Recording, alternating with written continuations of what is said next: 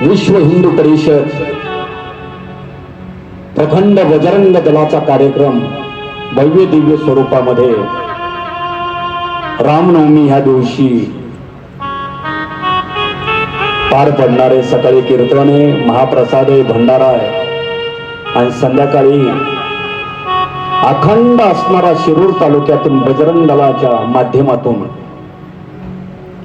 शोभायात्रा निघणारे हत्ती, घोडे, आपल्या हिंदू धर्माचं अस्तित्व, बलिदान आणि आज त्या बजरंग दलाच्या माध्यमातून गोमातेचं रक्षण होते.